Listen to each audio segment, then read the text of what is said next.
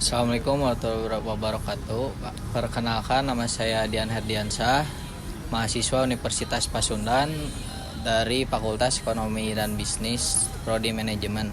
NRP saya 244010120. Saya mau menanyakan tentang asas-asas hukum kontrak. Bisa jelasin nggak Pak, apa sih sebenarnya yang dimaksud dengan asas-asas hukum kontrak? Oke, terima kasih pertanyaannya. Untuk asas hukum kontrak itu mencakup beberapa prinsip dasar yang menjadi pedoman dalam pembuatan dan pelaksanaan kontrak itu sendiri. Seperti kebebasan untuk berkontrak, kemudian adanya itikat baik, kepastian hukum, dan asas pacta sunt servanda, janji adalah hutang. Kalau dalam praktiknya Pak, seberapa bebas sih kita bisa buat kontrak? Ada batasannya atau tidak?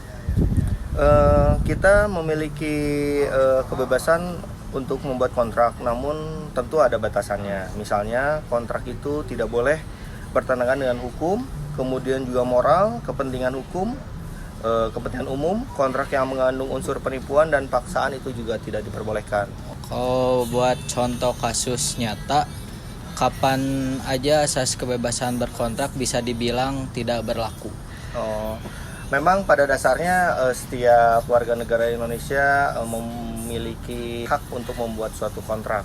Namun balik lagi, dalam kontrak itu tidak semata-mata dibebaskan begitu saja. Nah, contohnya itu misalnya dalam perjanjian kontrak kerja, di mana dalam undang-undang itu dilindungi hak pekerja. Akan tetapi apabila ada suatu klausul dalam suatu perjanjian pekerjaan itu menguntungkan salah satu pihak atau merugikan pekerja itu sendiri, maka bisa dibilang perjanjian itu tidak berlaku gitu. Terus kenapa sih kesepakatan itu penting banget dalam hukum kontrak?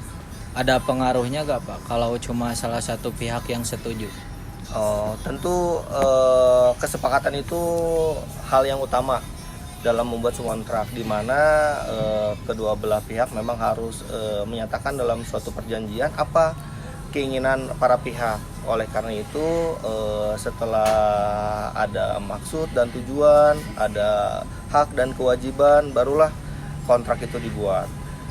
Akan tetapi misalnya salah satu yang tidak sepakat, tentu saja itu kan tidak berlanjut gitu perjanjiannya. Jadi memang harus diawali dengan adanya kesepakatan antara kedua belah pihak, karena yang membuat perjanjian kan bukan satu orang ya. Iya Pak.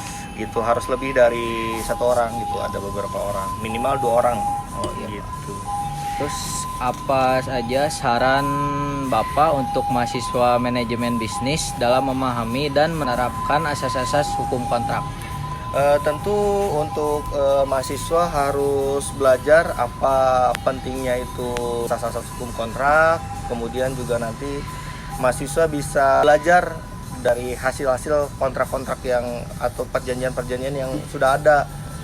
Makanya nanti dipelajari dulu, terus dipahami, praktek dibuat surat-suratnya, perjanjiannya, agar nanti tidak salah membuat suatu perjanjian gitu.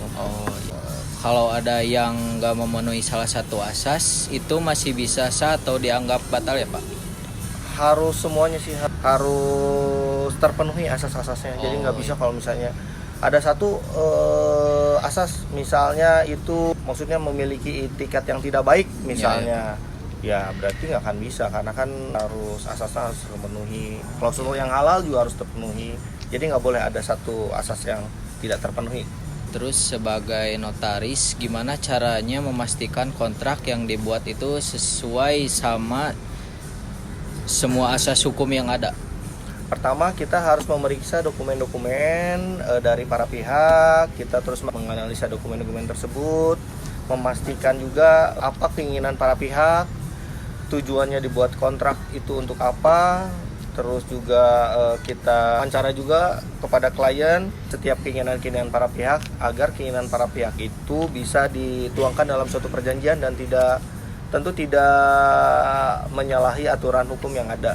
Mungkin Pak segitu saja pertanyaan dari saya. Assalamualaikum warahmatullahi wabarakatuh. Waalaikumsalam warahmatullahi wabarakatuh.